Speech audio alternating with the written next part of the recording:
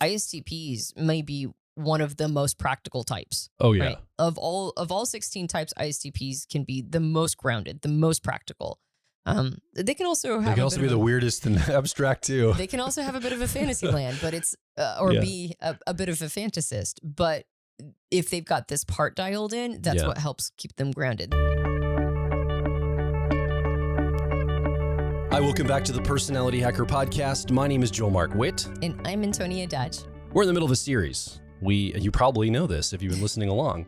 We're talking about all of the 16 Myers-Briggs personality types and how each personality type can love themselves using the lens of their personality type as an access point. This week, we're talking about ISTPs in the Myers-Briggs system. Just rolling along, we're going to hit the next type. So if you're an ISTP, this will be very valuable for you because we're going to talk about how do you love yourself using the access point of personality. If you're not an ISTP, but you have one in your life, or you just want to know more about ISTPs, I think it's going to be very valuable for you as well.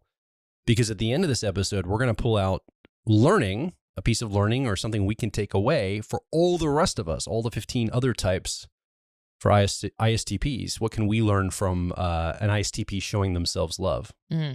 So I'm excited to get into this. Me too. Yeah, there's a couple different premises that we've been operating from in each of these podcast episodes. And I want to make sure to mention those because I think they're important. They're important premises. The first is that we are always trying to send ourselves love, regardless of our personality type. We actually do, no matter what, we love ourselves. Yeah.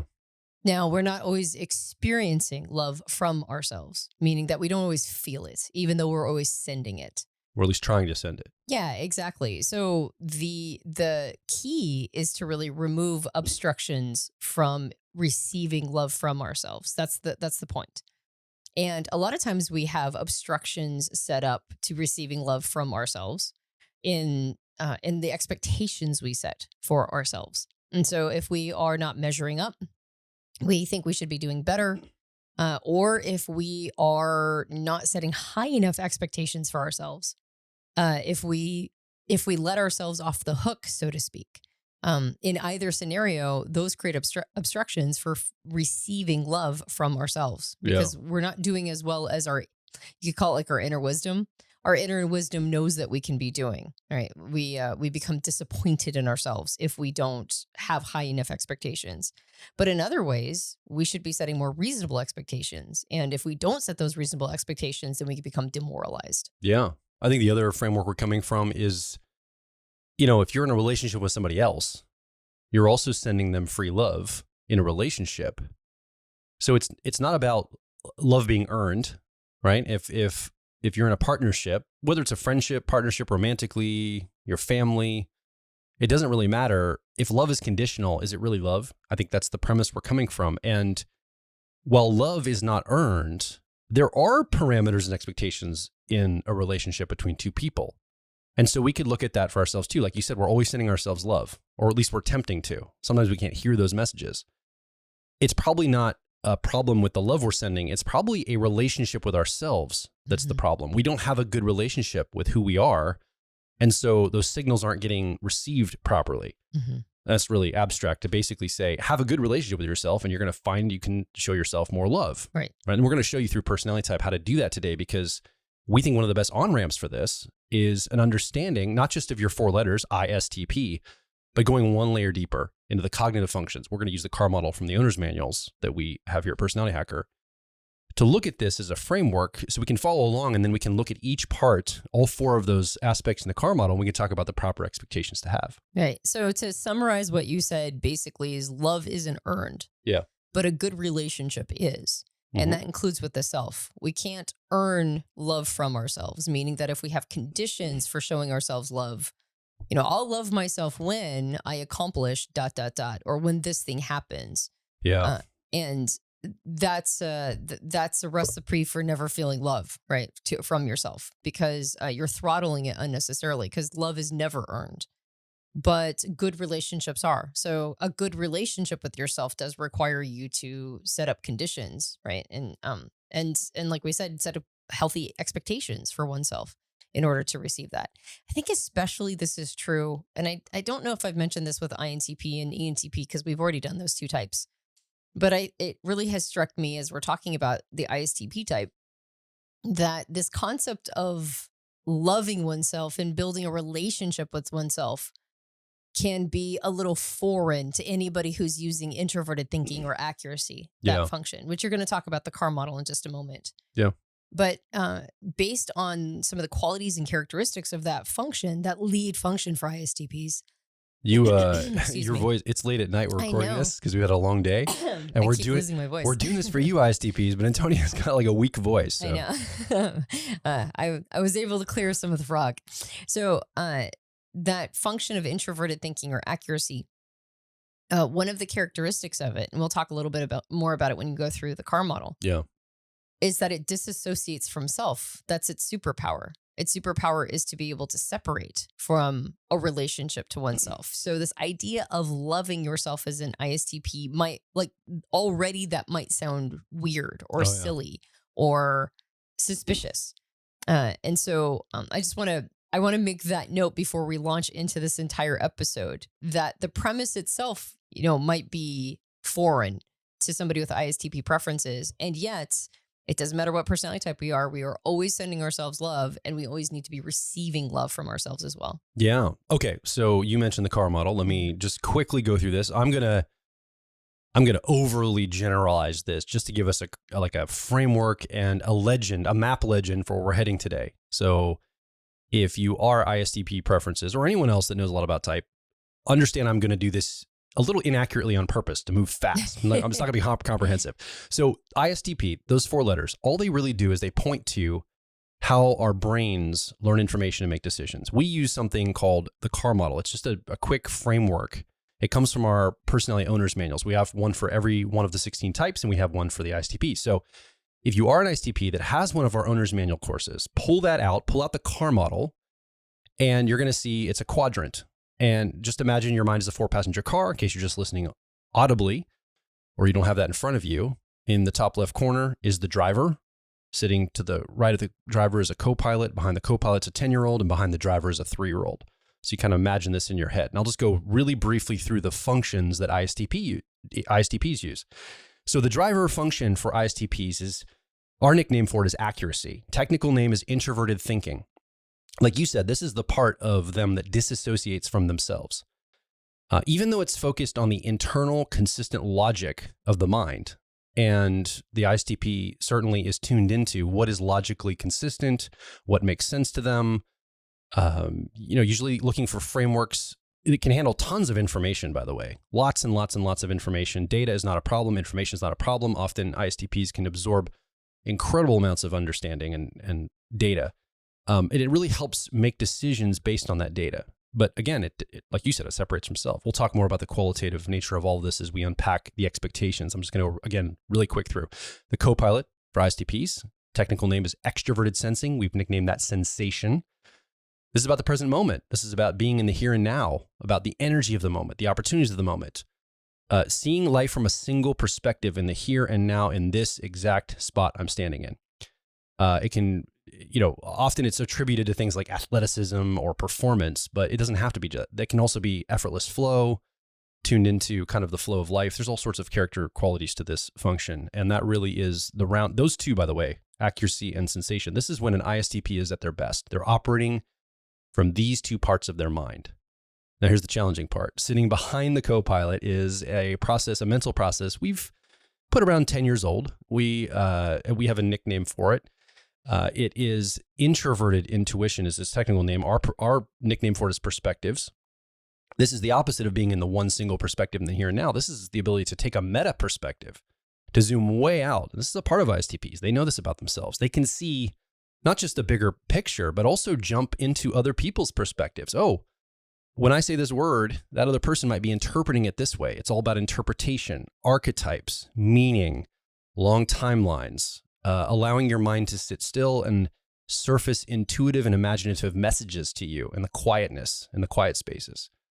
And I think a lot of ISTPs identify with this part of themselves, and it's a powerful part. And we're going to talk about the expectations for this, and then we'll talk about the 3-year-olds as well, sitting right behind the driver.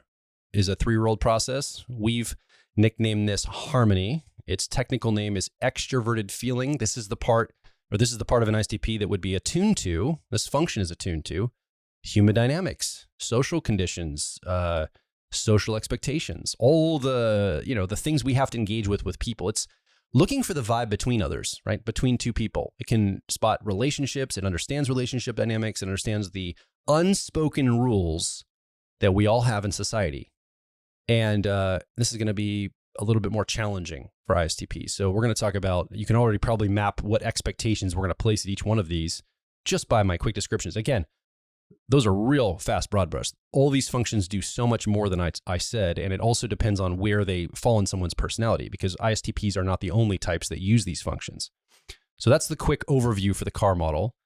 So let's start talking. I think we should start with that driver and just work down to the 3-year-old. Mm-hmm. We'll just work clockwise. So if we start up at the top left, the driver mental process for ISTPs. Well, let's talk about the proper expectations to have a good relationship with themselves so they can receive and send love in this channel. Yeah. So there was a time when I used to think that these are, we use the car model, but the technical name is a cognitive function stack. Yeah. And there was a time period where I thought that the order of the stack, starting with introverted thinking or accuracy, moving to extroverted sensing or sensation, then introverted intuition or perspectives, and then finally extroverted feeling or harmony. I used to think it was a descending order of sophistication, but I've stopped seeing it that way. And now we start talking about it as a descending order of certainty. Yeah. Now, there's a relationship between certainty and sophistication because we as human beings, for some reason, hate the feeling of uncertainty. We always take it as a red flag. So if something makes us feel uncertain, we have a tendency to avoid it or do tricks to convince ourselves that everything's okay. So starting with that first function of introverted thinking or accuracy, this is the function that has the highest level of certainty for somebody with ISTP preferences. The person feels high certainty in something when they can't be insulted in it. And an ISTP cannot be insulted in their introverted thinking or accuracy. If you attempt to, they'll just brush you off. They'll just be like, yeah, that's whatever you're talking about. Now, you mentioned some of the qualities and characteristics of this function. And I think it's really important to understand that this is already a function that wants to be highly competent. Oh, yeah. It's a function that wants to have mastery over things. We call it accuracy because that's its aim. Its aim is to be very accurate, and it measures how accurate it is as something by how skilled it is. Like you mentioned, it takes in lots of information, but it doesn't do it just to absorb information. It does it so that it can have the full breadth of a concept, a full, like it needs to know all the information so that it can parse out what the cleanest thinking is. And the reason why one of its superpowers is to disassociate from self is because we as human beings are filled with biases. We're filled with all sorts of, desires of belief. We want to think certain things are true. It serves us to believe things even if they're not true. And introverted thinking or accuracy is the ability to separate from one's desire of truth or knowledge and look at the thing on its own merit, figure out what actually is logically consistent, regardless of whether or not the result is an inconvenient truth. So this is a function that's already seeking mastery, and it's also a function that has the highest degree of certainty for an ISTP. So when we talk about setting proper expectations, like we mentioned before, if you don't set proper expectations, one will be disappointed in themselves.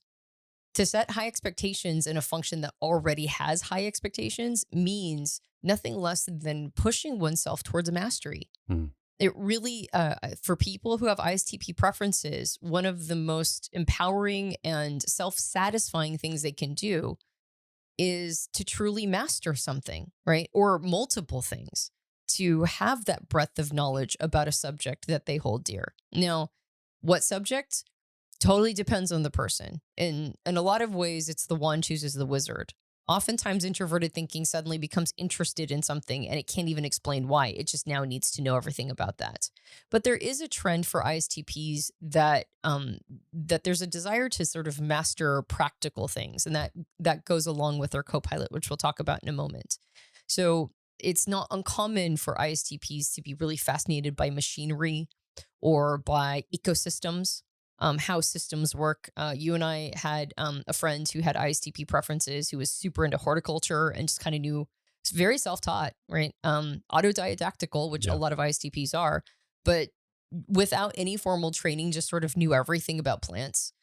Why? Why was that the thing that bit him? Who knows? Just because. Just because.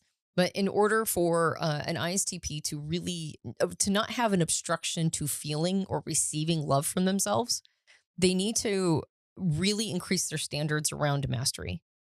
And that can be, like I mentioned, in multiple different styles of fields. It can be something that's physical and tangible, like machinery, or craftsmanship, like literal craftsmanship, woodworking, right? It could be in the arts.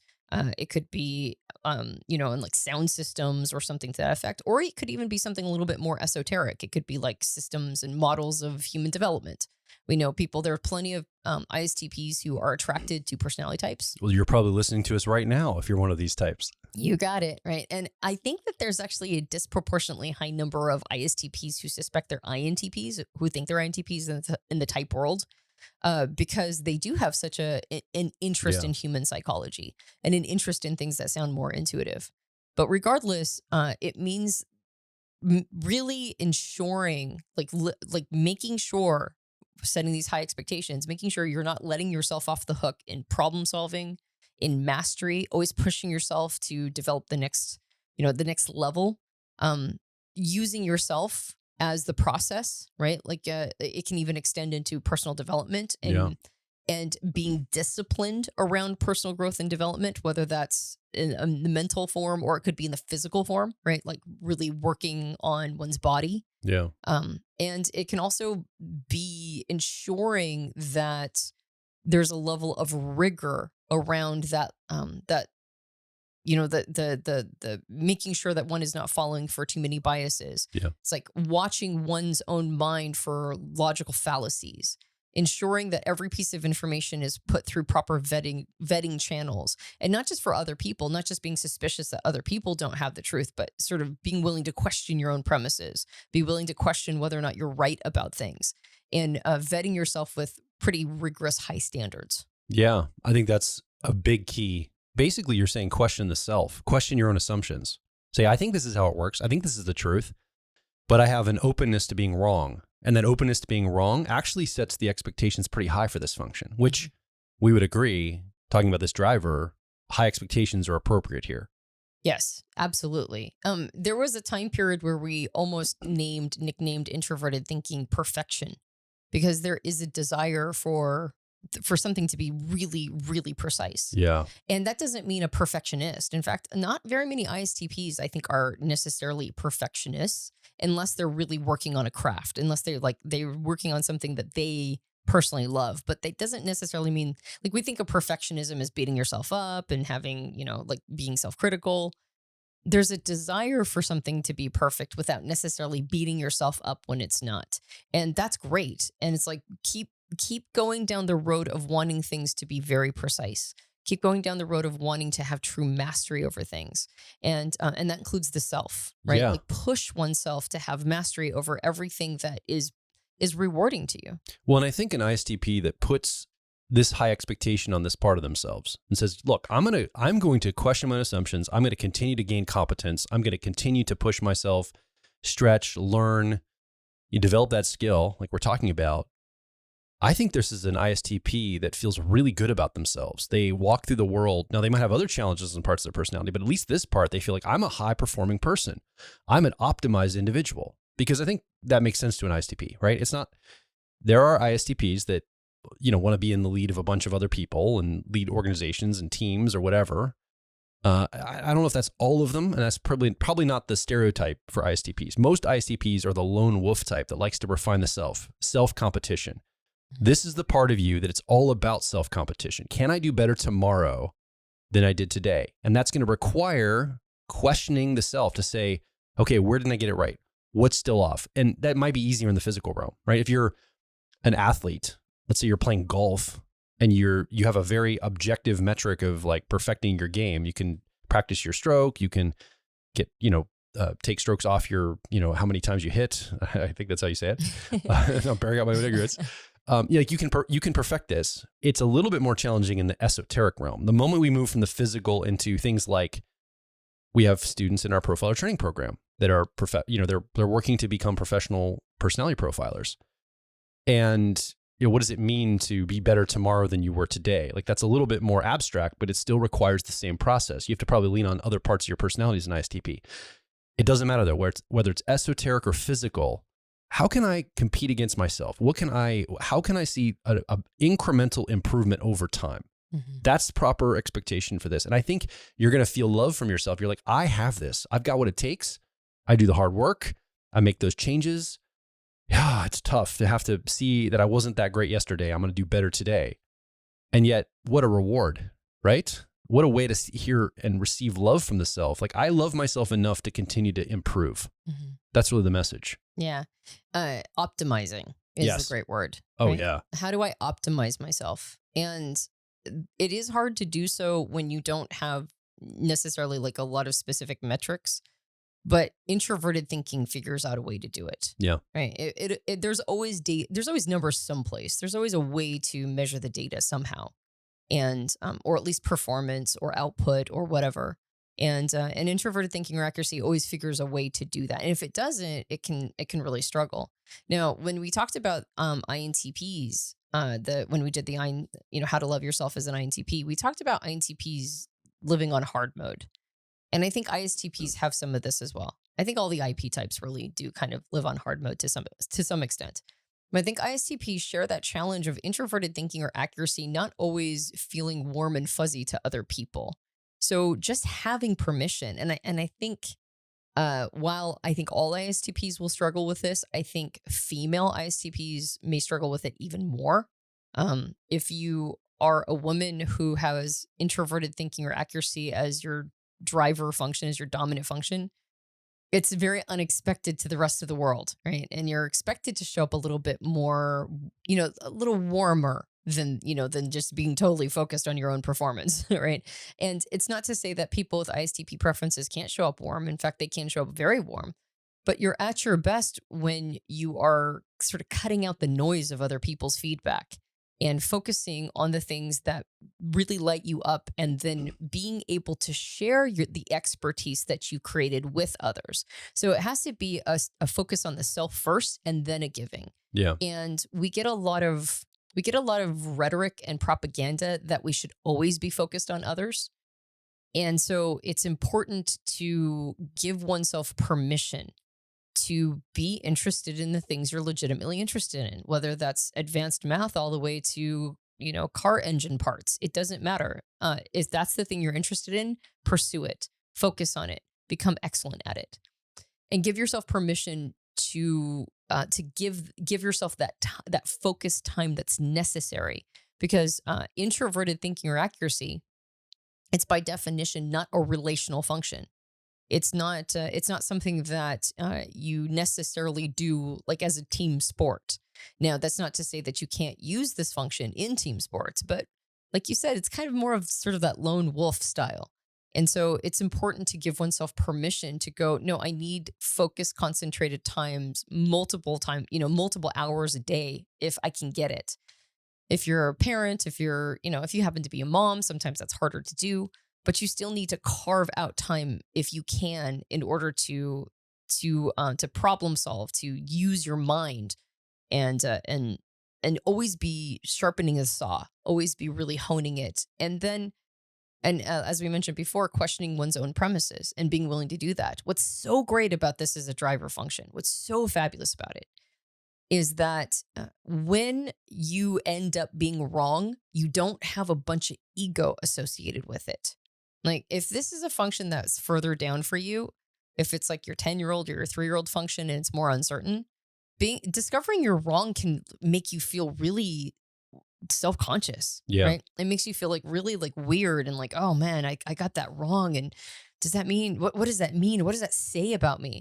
What's great is that because it's the most certain part of an ISTP, discovering you're wrong can actually be thrilling. It's like, oh great, now I have another thing that I have to learn. Now I have to. Thrilling. Yeah, I mean honestly, I know. it, I'm playing devil's advocate a little bit. but it can like be like, yay! Once you get to that point where you realize you don't have to really prove anything to anybody, you don't have to gain other people's permission to use this function, even if it can sound harsh to others at times. And we'll get to how to sort of mitigate some of that harshness in a moment. But once you give yourself permission to truly be in this space, then discovering that you might be off about something, or that you've got a little bit more thought you have to put into this concept or whatever, or like this problem that you're trying to solve, or this machine you're working on, or this skill you're trying to master, or whatever it is, that's actually rewarding and it's motivating.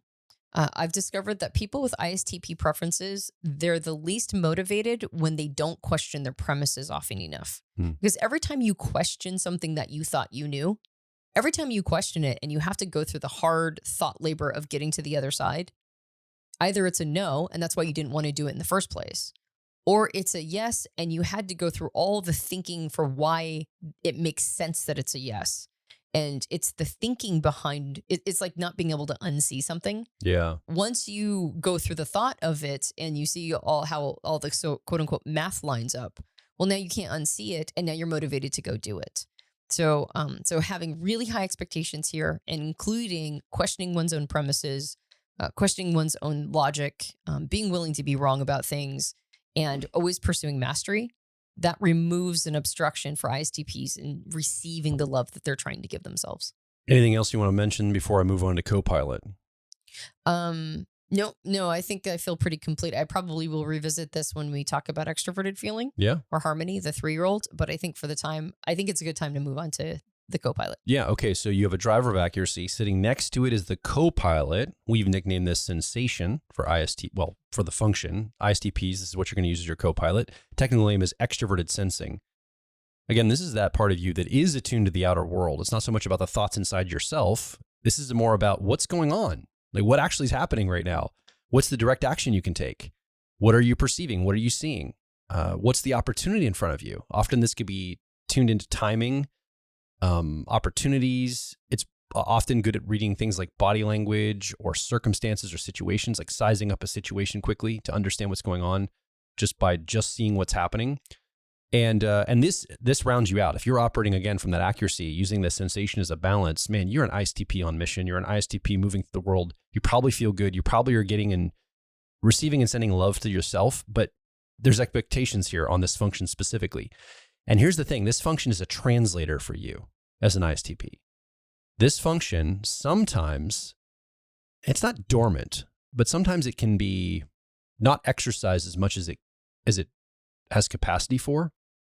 And if you can fully bring this function to light, it can translate between some of the stronger parts of you and the two parts of you we're going to talk about in a moment, the 10-year-old and 3-year-old, the more challenging, more uncertain parts, I guess is a more accurate way to say it. There you go. So this is a translator. It's a very important part of you. And the expectations here also are high. Mm-hmm. Yeah.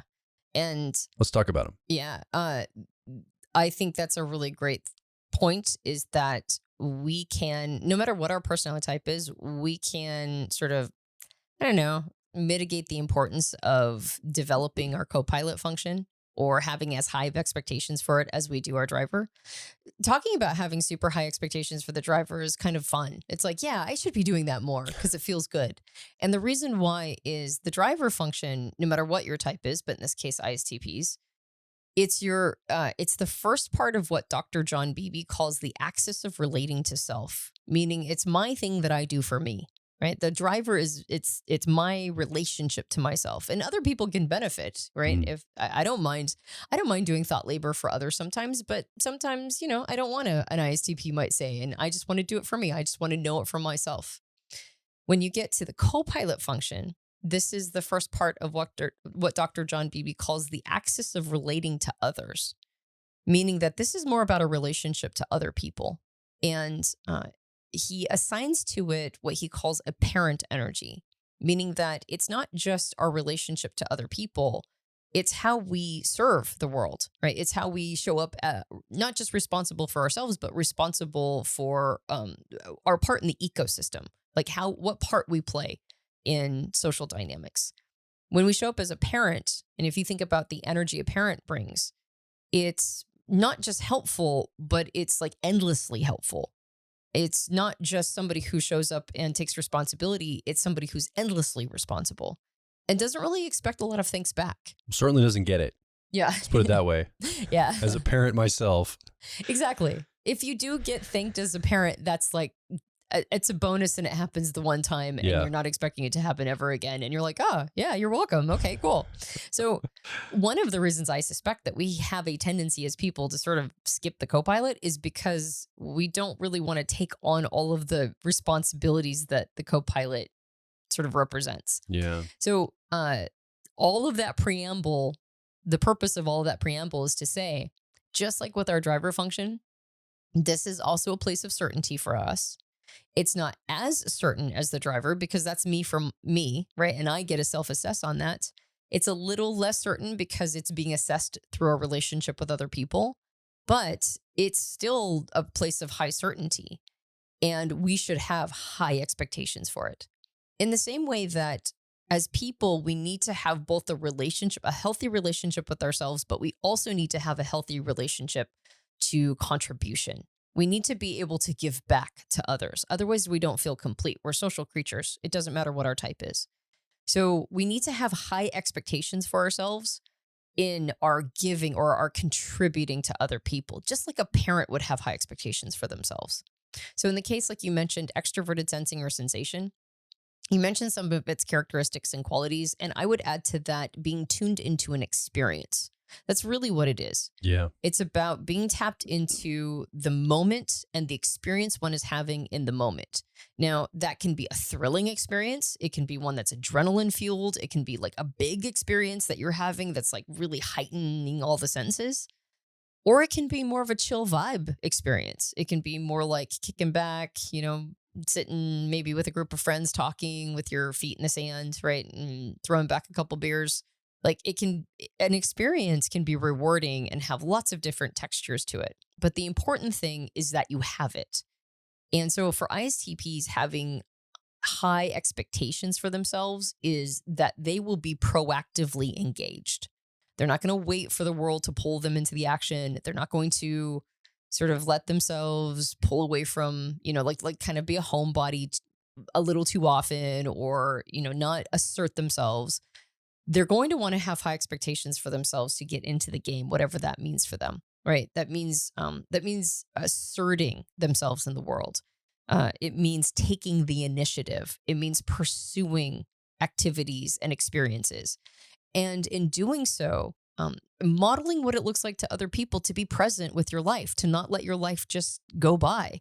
How often do we, kind of get into this sort of slumber around our lives and wake up and realize 5 years have gone past and what have we really done with those 5 years? Maybe we went to work and not much else, right? Like we got up, we went to work, we came home, we watched our stories, and then we went to bed and we did it all over again the next day. When people with ISTP preferences are like parenting with this function, they're modeling what it looks like to not let life slip away, to have it be filled with rich experiences and adventures, to be present with your life and to really allow it to be something that you live to the fullest. Yeah. I know you're going to talk more about like how this works technically, but that parent function, if you turn it in toward the self, this part of an ISTP, so if you're an ISTP listening right now, or you have an ISTP in your life that struggles with motivation, this is really key. This part of you, yes, you have to take the initial initiative to get into motion. But what's powerful about this sensation process is it's self-generative. The moment you get into motion, you can begin to use a momentum to keep you going. And you can make up for a lot of like dead stop, having to go from ground zero motivated. You can keep yourself in kind of a motivational movement, keep that momentum running, and you can feed off that energy. It will get easier over time as you do that. In other words, you can gain momentum just by being in this part of yourself, and everything else starts to become easier for you because you're up quote unquote, literally or figuratively on your feet in motion, well, it's like once you're in motion, it's so much easier to stay in motion.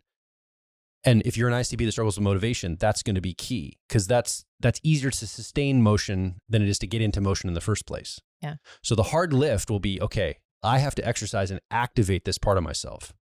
And once you do, oh my goodness, it's getting easier and easier and easier as long as you stay consistent with it. I think this is a capacity for self-love then. You're going to see yourself taking more direct actions, being more proactive, taking more initiative. That makes you feel better. You're like, wow, look at what I'm doing. I'm actually moving through life, and I'm on a momentum run, and I'm getting things handled, or I'm attuning to things. I'm competing with the self. I'm doing all the things I want to do because I'm in motion. Wow, I have a good relationship with myself. Self-love gets sent, self-love gets received. That's a really key point. And so don't miss this. This is such a big part of you, this co-pilot for you as an ISTP. I mean, it's just got so much gold to give. Yeah. Yeah. Well, and if it's a struggle to activate this part, then maybe don't just do it for yourself initially, do it for others. Because it carries the energy of a parental function. Yeah. And that doesn't, I mean, if you're surrounded by people who are not particularly adventurous, that can sometimes be difficult. It's like, how do I get into that take initiative, adventurous part of me if nobody else is up for an adventure? It's like, well, you can also start out by doing it or start out by offering practical solutions, since ISTPs may be one of the most practical types. Oh yeah. Right? Of all 16 types, ISTPs can be the most grounded, the most practical. They can also be the weirdest and abstract too. They can also have a bit of a fantasy land, but it's be a bit of a fantasist. But if they've got this part dialed in, that's what helps keep them grounded. The alternative, of course, are also ESTPs. That's another of one of the most practical types. Yeah. And so an ISTP can offer solutions for people that are they're like legitimately helpful, because they're problems the person is experiencing in their real life. And so having that ability to troubleshoot, having that ability to have expertise, gain skill, extroverted sensing or sensation can also be activated by pursuing skills, particularly physical ones, where you're not just learning passively behind a computer screen, but you're out there getting into action and doing things. Travel is also really important for this, particularly international travel. All of the ISTPs that I know that are some of the most healthy, we have one in our life who I get to find out where he is every time I'm on Zoom with him. Like, he's in a different country every time I talk to him. Yeah. Now he's single, so he has a lifestyle that affords that, and not every ISTP does. But it's like this, there's a sense of pursuit of the wonder of the world. And when I see that, I see so much fun and playful and adventurous energy being modeled for me. And there's also like an adaptability and a flexibility and a go with the flow energy along with it. So I think having those high expectations for extroverted sensing or sensation, having them be high expectations, not just in behalf of the self, but particularly in behalf of others, almost taking it on as a responsibility. It's my responsibility to model what it looks like to be in action, to take initiative, to discover, to build practical skills, or even just skills that I enjoy, right? But the ones that help me to have a zest for life and show other people how to have a zest for life. Yeah. I think when an ISTP has these high expectations, they are receiving love from themselves because they can feel themselves contributing. Yeah. On the flip side, when they don't do that, it goes the opposite direction. Not taking initiative, not getting in the game, not modeling presence or adventure. This will be a major obstruction to an ISTP really feeling love from themselves. So both functions, qualitative, quantitative, you need to dial it up. There's high expectations here, but I would say the driver, it's more about quantity. It's, in other words, you have higher capacity, keep pushing, expand, grow it. With this co-pilot though, I think it's qualitative. It's not just expand capacity. It's also make sure you're operating on both channels. Have that parental energy toward others, but you're also parenting the self. And as we can always bounce back to this, but let's talk about that 10-year-old, because for an ISTP, the opposite, weirdly enough, these come in polarity opposites. So if the co-pilot is extroverted sensing sensation, that means that right behind that in the 10-year-old spot in the car model is going to be the opposite process, perspectives. That's what we call it. Technical name is introverted intuition. This is the imaginative part of an ISTP. This is where your intuition lives. This is where you have the bigger picture view of things. It's not about the here and now. It's more about the abstraction and the meta perspective. And again, it's interesting because it is the exact opposite of that co-pilot. So now you're almost, I wouldn't say you're at war with yourself, but it almost feels sometimes like these two parts of you are vying for attention. They're vying for dominance. They're vying for, you to give it awareness. And so sometimes this can hijack self-love, because if you're confused on which part of you should be coming out more, I think you can struggle. Okay, how should I have expectation of this 10-year-old part of me? Is this a good part of me? Should I say it's a weakness and never look at it? Should I bring it up and try to develop it beyond being a 10-year-old? Somebody might ask. So let's talk about that. And then we can always bounce back to that sensation part too, because I think these things work in tandem together. Mm-hmm.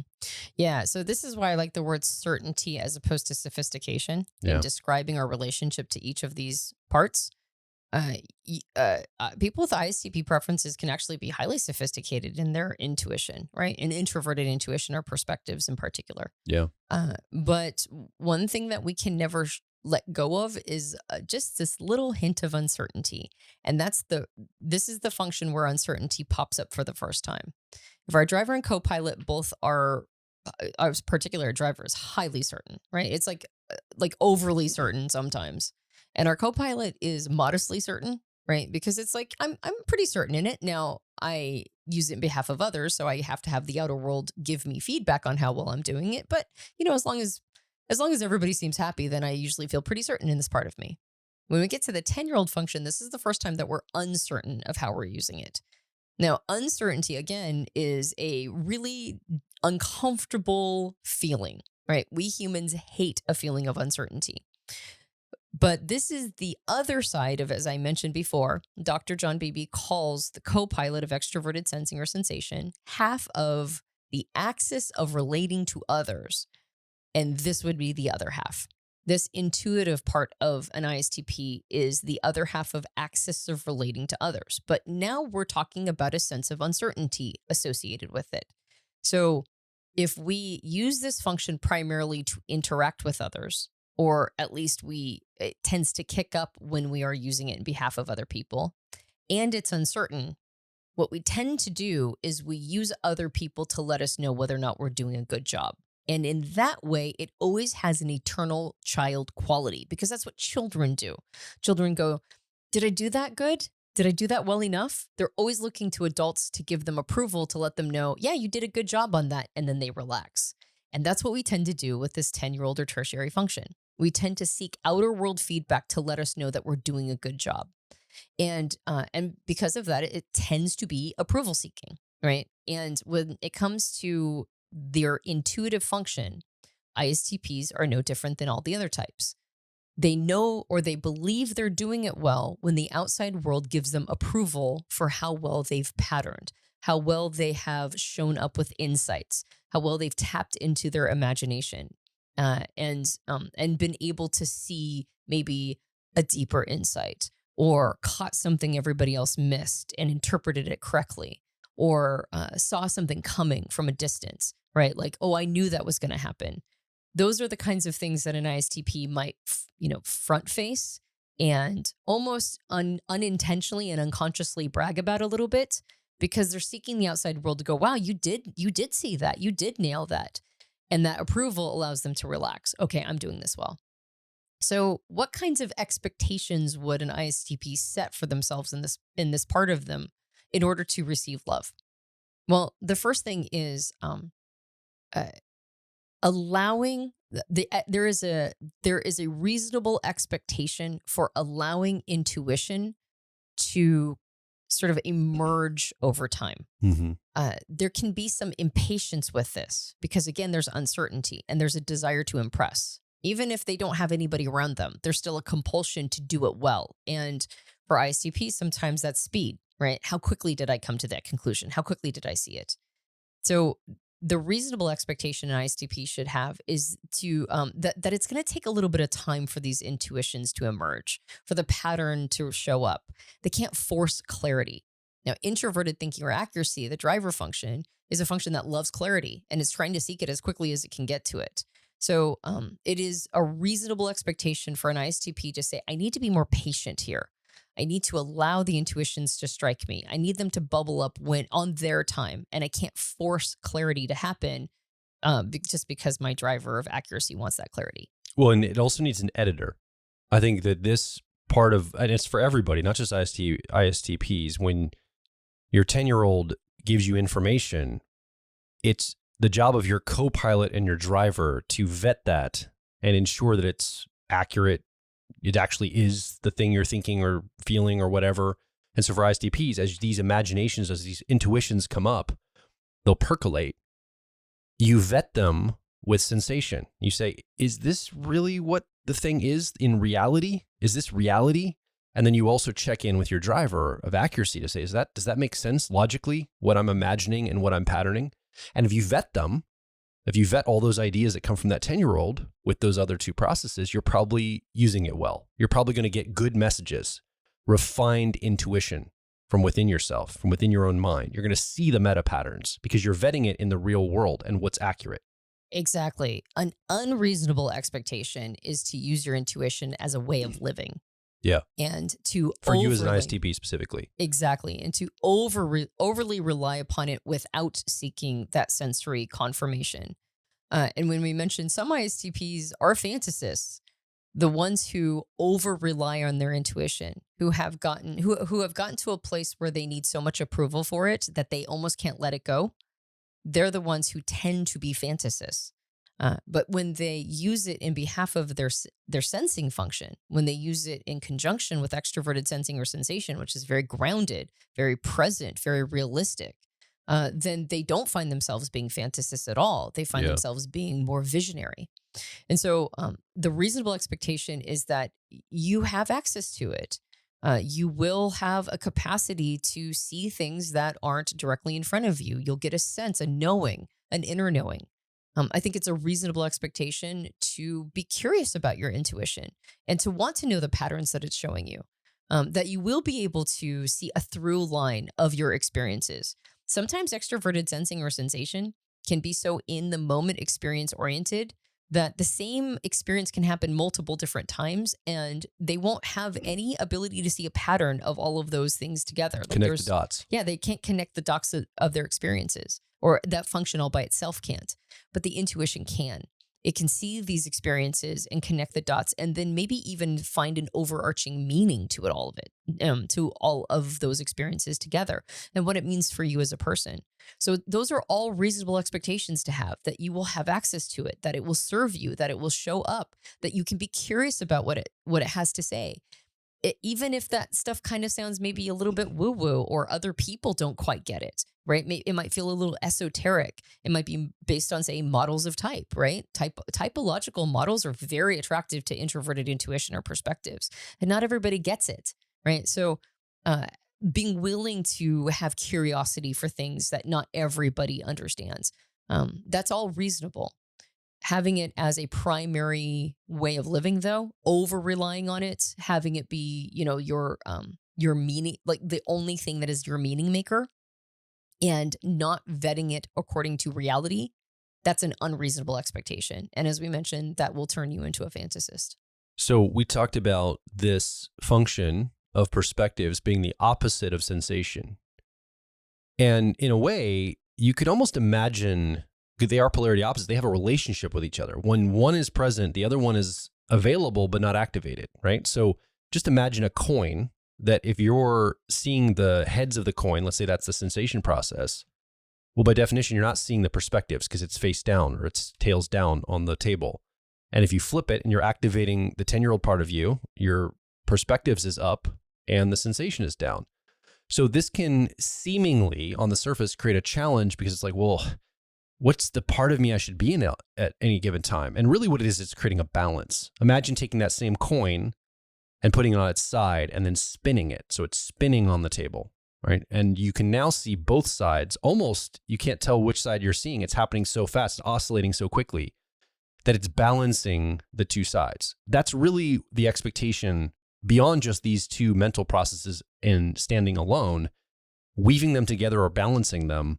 That's the ultimate goal that we're after for everyone's personality. But for you as an ISTP, would look like sensation balanced with perspectives. Right. And what's so great, Carl Jung called that the transcendent function. Yeah. When two sides of these polarities end up being beautifully integrated, it's almost like they create a new thing.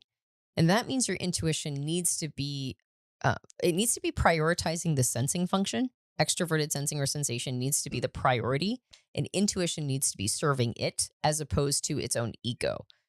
Again, it tends to look for approval. And so if it's only using other people's feedback for its own, to calm down its uncertainty and for its own ego, I'm doing this well, it's not particularly serving anybody. And so it will rob extroverted sensing or sensations capacity to serve others as a parent function to its highest capacity.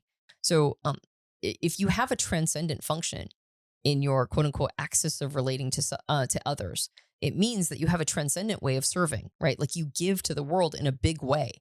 And you can see this or the contrast in ISTPs that have not done this, who over rely on their intuition without having it serve their sensing function.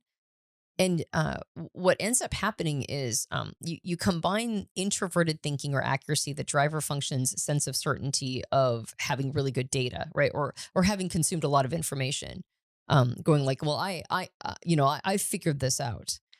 But without extroverted sensing or sensations playing it out in the real world to see if it's entirely theoretical, it just makes sense up here, or if it actually plays out in reality the way that you had imagined it in your head. If you don't do that and you just use intuition as a knowing, right, then you can believe anything you think, right? Because you've got the data and you just have a knowing sense. And so now you've got an ISTP that's believing everything they think. Yeah. And that's a challenge because that person has very little capacity to help other people, since oftentimes they come across as arrogant, or they come across as know-it-alls, or they come across trying to prove everybody wrong all the time because they know and nobody else does. But if they put themselves in situations and experiences where they have to have this knowing, like they have to have it vetted, maybe they have a conversation with somebody where they go, oh, I thought I knew more than that person, but I guess I don't, right? Or I played this out and the theory made sense in my head, but as I played it out in the real world, it didn't pan out the way that I expected it to. Then now you've got high quality information that's based on lots of research and data, lots of thought, lots of logic, a sense knowing, but now you have, as the kids would say, the receipts, right? Now you've seen it play out in real life. And now you've got true expertise, not just theoretical information, but you've got practical knowledge, practical expertise, and that can be shared with other people. That's something they can receive, not just feel inferior because you know more than them, but now you can teach it to them, maybe even model it or help them walk through the process of understanding on their own. And now they have the benefit of the information that you possessed. And so it's really important to create that transcendent function, right? That extroverted sensing and introverted intuition together so that other people can benefit from all of that expertise and all that study. I just want to mention one block to self-love with this tertiary. This is for everybody, but for ISTPs, this is going to look like overcomplication with perspectives, that perspectives process. So all of us overcomplicate our 10-year-old. It's just the thing we all do, no matter who you are, what your personality type is. We make it way more complex than it has to be. Complexity is the enemy of action, right? And so if you're wanting to send yourself love and have a good relationship with this part of yourself, the more complex it is, the harder that's going to be, because you'll have more rules, you'll have more parameters, you'll have more material just to get through to be able to send yourself love with this part of yourself. So simplicity is going to be your guiding star with perspectives, because the perspectives process can get really meta and really abstract and create tons of complexity very quickly. Well, it can also suffer from tunnel vision. True. It can get really like it can see all this complexity and then get stuck in it.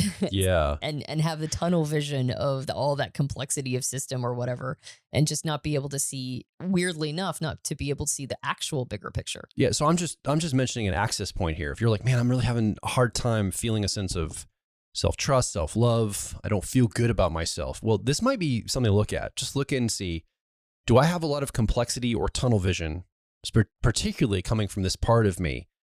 Oh man, is that eroding my ability to send myself love or receive love? Because again, the whole frame of this conversation is, how do we set proper expectations for these parts of ourselves so that we can have a good relationship with ourselves? So the love we're trying to freely send all the time We can actually hear and receive from the self. Yeah. So we can continue talking about the tertiary, but I do want to bounce over now to the 3-year-old and introduce this now. Now, if you're looking at the car model from the ISTP Owner's Manual, there's a quadrant. On the right side of that quadrant, we talked about these two functions, sensation and perspectives, as the axis of relating to others. There's that parental energy looking to parent maybe others or the self. And that 10-year-old eternal child wants to get approval from others. And really, you need to attune that to get approval from the self. That's the proper balance there. That's what we're doing on that side. Particularly the parent function. Particularly the parent function. That's right, sensation. On the left side of the car model, if you look at the quadrant, driver of accuracy, just like with the opposite of sensation is perspectives, the opposite of accuracy is a process we've nicknamed harmony. Technical name is extroverted feeling. And, if accuracy is all about the data and the cold, hard truth, no matter what, harmony is all about the vibe between humans. It doesn't really matter about the truth. What's going on here between me and you, Antonia? How are we vibing? What's the energy in the room? Those people over there, how are they feeling? What's the social contract we've made with each other? What's the expectation socially? Should I leave at a certain point? Should I stay at this party longer? All those things is the realm of harmony. It understands these nuances of human dynamics. And for an ISTP, this part of you has the certainty about 3 years old. And so there's going to be, I think it's deep uncertain here for you. Okay, but this is really a part of me, an ISTP might say listening. So how do I create love for myself here? What's the proper expectation? If this is a part of me that has deep uncertainty, well, can that erode my ability to love myself? Absolutely it can. We're talking about the axis of relating to self, though, on this side with accuracy and harmony. So let's tune into these expectations. I think there's a lot of gold here too, just like with the co-pilot. This is a key area that could be unconsciously eroding your sense of self-love and you not even know it as an ISTP. Yeah. So how do we think about expectations for harmony? Okay, so as you mentioned, Joel, this is a place where all of us, no matter what our personality type is, this 3-year-old or inferior function, all of us experience deep uncertainty. And you also mentioned that it's the other half of what Dr. John Beebe would call the axis of relating to self. Yeah. Meaning that this is my thing for me, right? The axis of relating to self just means I'm not going to really absorb a lot of feedback on this, right? If I'm in my driver function and I'm doing a good job and somebody goes, "You did a great job," I'll go, "Thanks, I know," right? Or at least I'll think it. I'll be like, "Yeah, I know." On the flip side, if I'm experiencing deep uncertainty in my 3-year-old or inferior function, if somebody tries to make me feel better about it, I'm not going to absorb that feedback either. I'm not going to be sated by somebody else's approval. So that's a big difference between the 3-year-old function and the 10-year-old function, is that the 10-year-old will get sated by other people's feedback. If somebody goes, "You did a good job," the 10-year-old calms down, right? The tertiary function goes, "Okay, I did a good job," because it's the other side of the axis of relating to others. But the deep uncertainty and the big challenge here is that other people can't tell you you're doing a good job. This is particularly inconvenient when your inferior or 3-year-old function is a relational function, extroverted feeling or harmony, right? It's the function that taps into our relationships with other people and their relationships with each other. And the relationships, you go from relationships between two people, but fundamentally relationships end up as like global, right? They're cultures, they're whole worlds of human beings interacting. There's like a whole matrix of humanity here. So what do you do if your 3-year-old or inferior function is a relational function with other people, feeling that vibe, like you said, understanding what is expected of us, right? Being tuned into other people's emotions and their feelings. But then when you don't do it well, not really being, or when you do it, always feeling uncertain, but when you do it well, not really being able to take people's feedback that you did a good job. Like always just being uncertain in your relationships with other people. That is a tough situation to be in. That is really rough. It's not allowing for the basic feedback mechanism from other people to determine competence. Right. And that's the only way we can really know whether or not we've done a good job with this function or with extroverted feeling or harmony, is that the other person's happy. So it can be really tough. It can be very undermining to relationships. It can be very undermining to an ISTP's willingness to go socialize and hang out with other people. Every TP on the planet has had the experience of having said the wrong thing and then going, "Oh, I guess I don't get to have that friend," right? That's and so not even sad. and not even knowing what you said or why what you said was so bad, right? Just going like, "I was just being honest," or "I was just saying the thing that was obvious," right? You gotta give the ISTP or old TPs a little break here. People might be too sensitive, Uh, right? I well, mean, come on. as a fellow TP, I absolutely believe that people are too sensitive. That's not a question in my mind. And yet there are way more of them than there are of us. Sure. So, But I just want to let the ISTP listening right now know it may not be your fault all the time, right? It's not always your responsibility. Some people need to toughen up, I guess. yeah, and I would argue most people do. Yeah. That said, it doesn't matter because It's still your experience. it's still it's still the experience you had. it's still the experience. And so right? it makes you feel even more uncertain. It's like, oh man, well now I really don't know what to do. That's and right. that's where that can really start to erode trust in the self and self-love and all that. That's right. And on top of it, because it's part of the axis of relating to self, if you don't have good relationships, it really undermines your feelings about who you are, Yeah. like your self-worth. Am I a good person? Am I a bad person? Am I okay? Like, am I ever going to be able to figure this out? And especially as a personality type that's so focused on skill building and competence and capacity, it can be really tough to go, okay, well, I don't get to be capable or competent at that thing. There's this whole like huge, if you're a video gamer or if you're a gamer, there's oftentimes a map you run through. And if you have not gone to that area of the map, a lot of times it's like grayed out or there's grid marks. And when it comes to, or grid lines, when it comes to relationships, some ITP types go, well, I guess I just don't get to fill out that part of the map. I guess I just don't get to find that out. On the flip side, it also makes relationships really important. It makes the people who you do have a good relationship with, it makes them extremely important. And sometimes you'll put so much stock in them that you'll allow those people to do things not very nice to you, like create codependent relationships where you're on the side of abuse or like that you're being abused by another person. If it gets really bad, that's how it can roll out. So that's all the nightmare stuff. But Yeah. let's talk about reasonable expectations and what it can look like if an ISTP meets those reasonable expectations. So a not reasonable expectation is that you're going to always be the life of the party, that you're always going to know the right thing to say and when, that you're always going to be able to effortlessly make friends, and that you'll always be able to read a room. Well, I mean, I would argue that most ISTPs would say, I don't care about any of that anyway. Yes. Even though maybe secretly they do. Yeah. Well, Not that much competence, but I think it is deeply painful if you're not able to feel competent in these areas. I think what it is that at the end of the day, it's not as important as other things like introverted thinking or accuracy things. Those are more important. Truth is more important. Skill development in areas of interest is more important. All of those things are more interesting and more important. So it's easy to say this thing that makes me feel deeply uncertain, I'm just going to say it's not important. But it is important, right? And it would be super nice to be able to read a room and always know the right thing to say and always be able to be the person who can command attention and, do all of those things. So, when we say it's not important, when it comes to our 3-year-old or inferior function, what we're really saying is, I don't want to look at that right now. Right. That's just too unsettling. That's too uncertain. So I don't want to look at that. So I'm going to turn my face away. But it doesn't mean that it isn't important. And it doesn't mean that it doesn't affect us. So it is unreasonable to believe that you're ever going to be that person, right? The person who is always the life of the party and is always knows the right thing to say and when.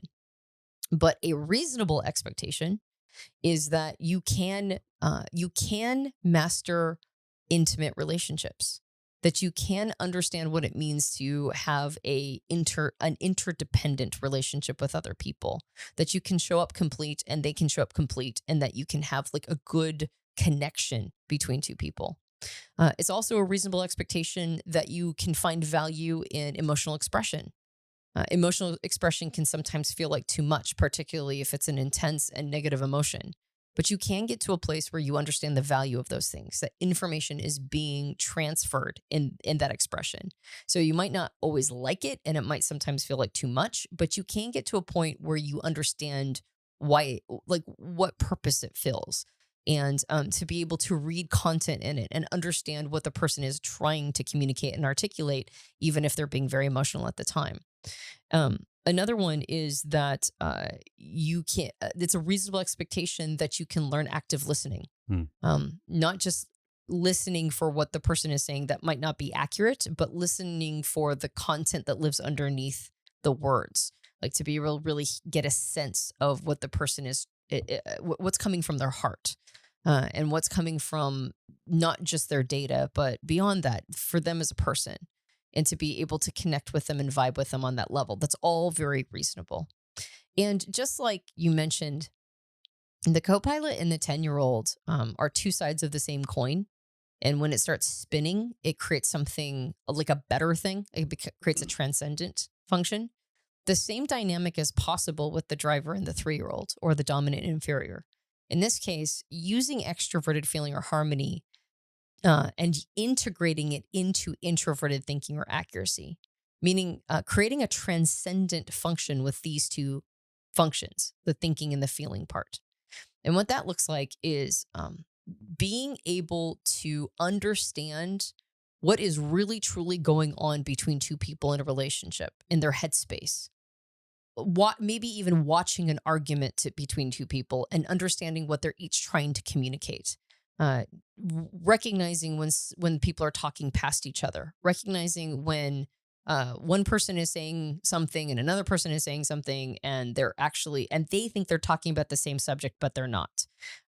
Allowing for a more insightful understanding of relating to others, and helping people recognize that truths are sometimes necessary, even if they're inconvenient. They're necessary for healthy relationships.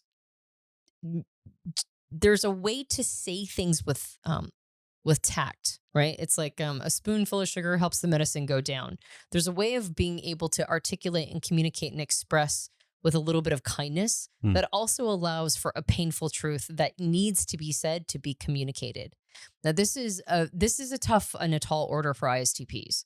ISTPs are not always the most interested in, communicating and expressing, emotionally complicated things, right? This might be something that kind of almost feels out of reach.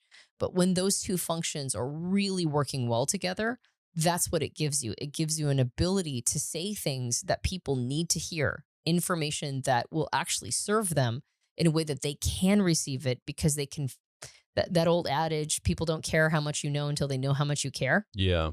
It's an ability to communicate how much you care through energy and through signaling, so that you can give those important pieces of information in a way that they can receive.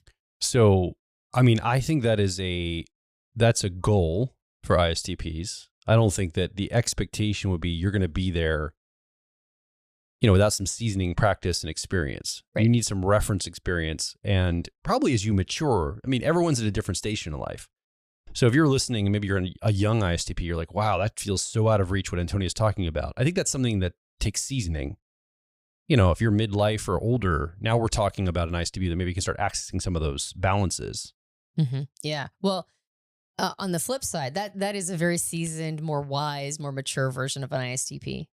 But I mean, some ISTPs are just struggling, like getting their schedule together. Right. Staying on, like, can I motivate myself to get up and get to work and stay on my schedule? Like, you're talking about so far beyond where I'm at, Antonia. I'm just trying to make sure we understand that. We're not saying that everybody's ready for what you're talking about yet. Right. Exactly. I'm actually totally talking about somebody who is setting reasonable expectations and meeting them with all four of their functions. Exactly. I have known younger ISTPs to take socializing and turn it into the same kind of skill that they would like a sport, or any other a performance almost, or a performative art or mechanism, something they're doing actively. Exactly. They turn it into an active, engaged thing. Right. And so as opposed to like being able to be this amazing, sort of ambassador for the UN.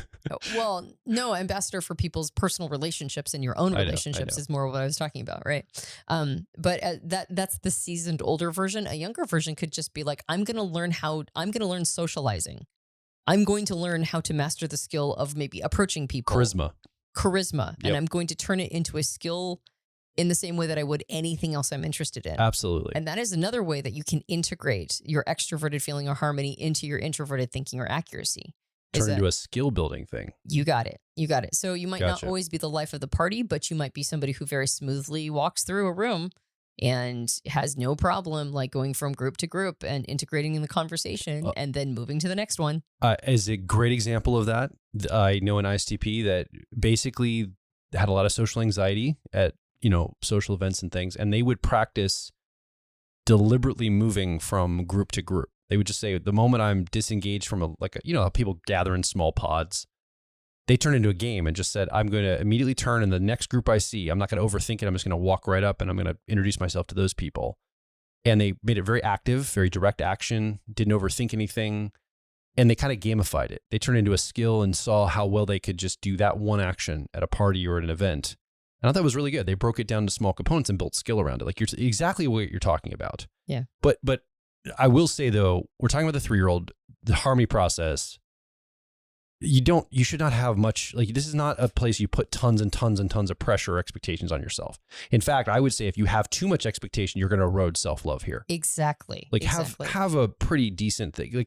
Look, I'm going to be uncertain about this. Yes, I can build skill. Yes, I have to use it as an ISTP. Yes, it's going to be an important part of my life and in relating and all those things. But if I have so much I'm going to always feel like a failure if I think I'm going to do it this masterful way. Exactly. Your talent lies in accuracy. Your talent lies in sensation. Stay in those processes as much as you can. That's where the high expectations are. That's right. This is a proper expectation to say, look, do your best here.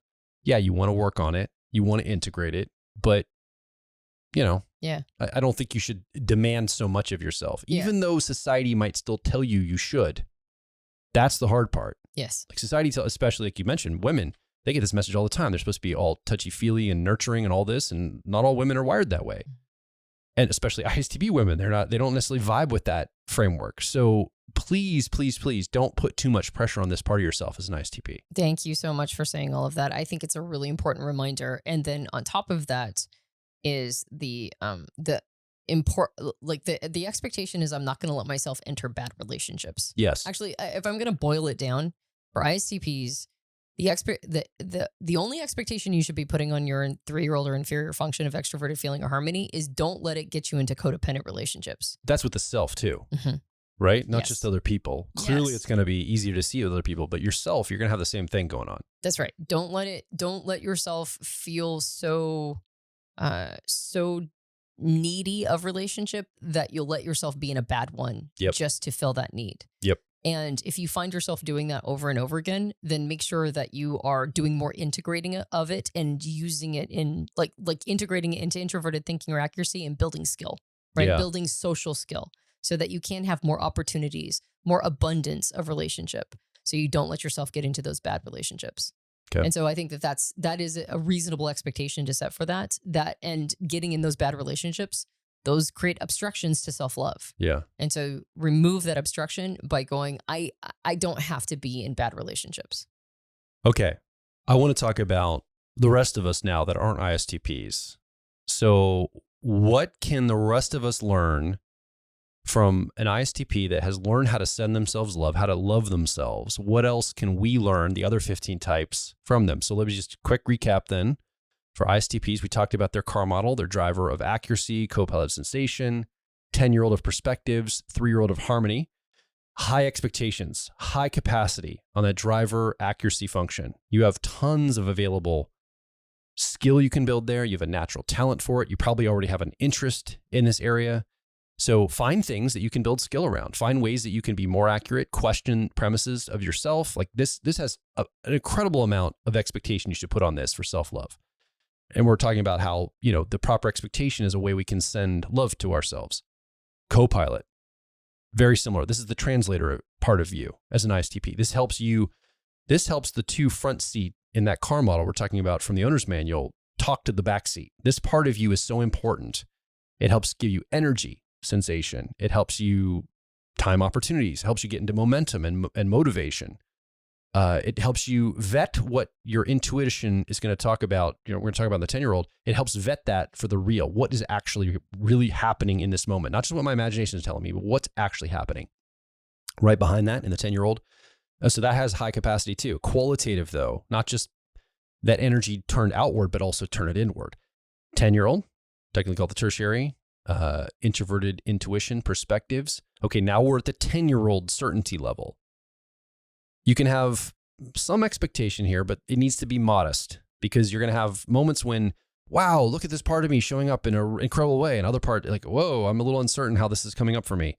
Should I trust my imagination, intuition here? So having a proper balance here is important. And then the 3-year-old, you're going to have a challenge having high expectations here. Just have a few key things like not getting a bad relationship or allow yourself to be codependent or something.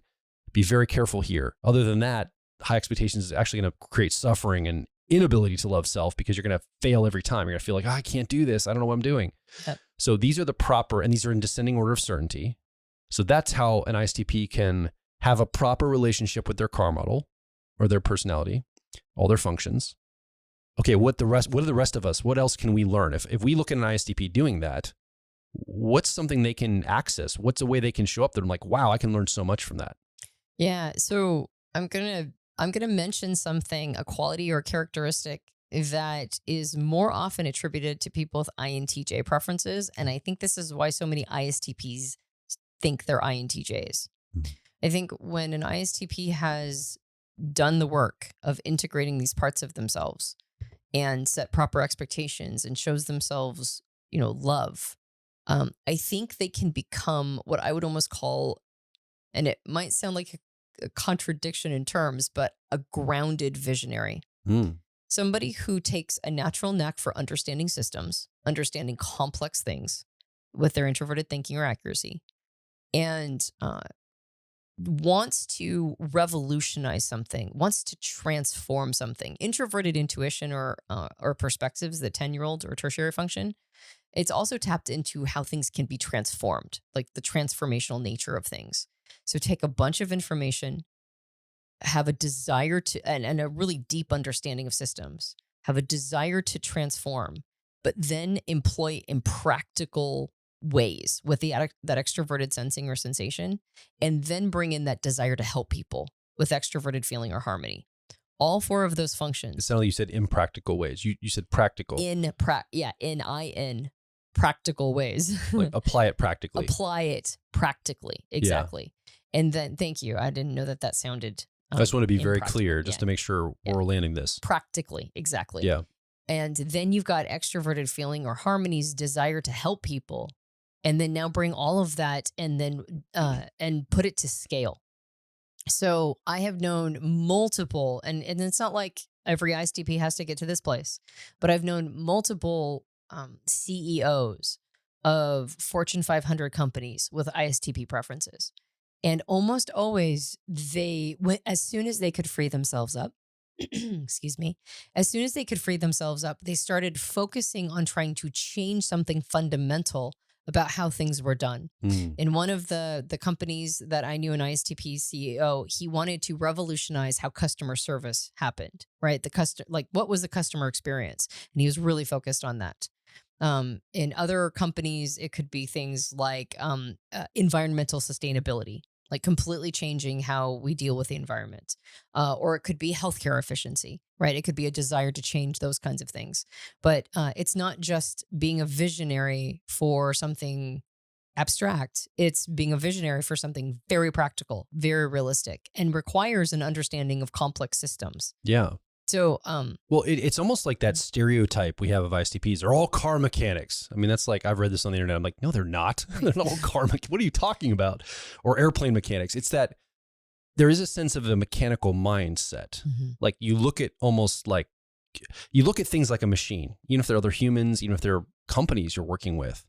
And so it's that almost mechanic machine mind you put toward the thing you're doing.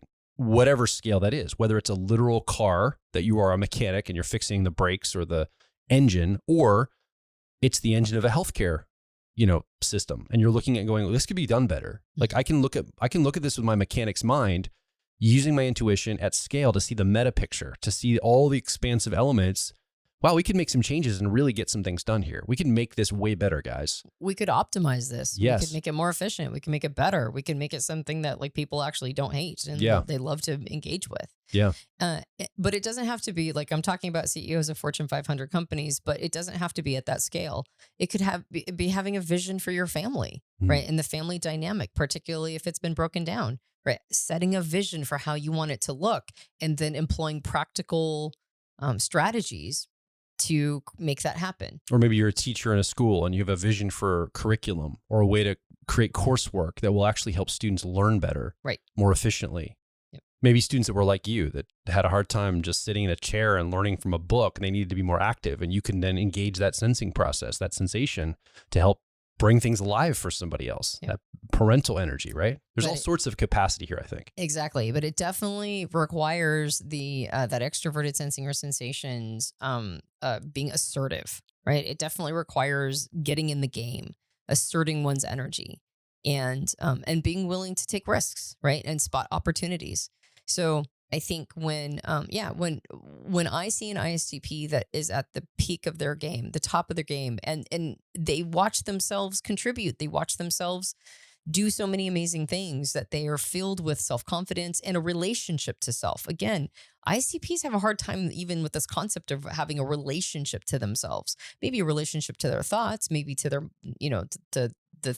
their beliefs, or the things that are interesting to them. But this idea with relationship to self and sending oneself love and receiving it, that takes a more seasoned ISTP mind to really kind of tap into what that really means. But once they do, and they really feel that grounded self-confidence, that capacity, that competence, that feel that willingness to put themselves out there, that willingness to serve, that observing themselves contribute, I think that they can really become somebody who is who can make a really big change. Yeah. Just like one would expect of a grounded visionary. And I would say that you, as an ISTP listening, or if you have one in your life, that sensation process again gives you action. And if we talk about love, love is a verb.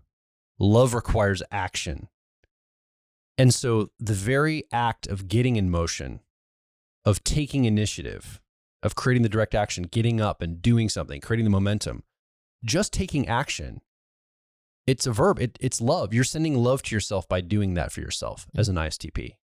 So I would invite you, if you don't already have one of these, come over and look at our owner's manuals. We have one for all the personality types, but one for ISTPs. We'll talk about your car model in depth. That's where we got this, we pulled this model out of that course. We talk about all sorts of things. We talk about motivation, how to get in a flow state.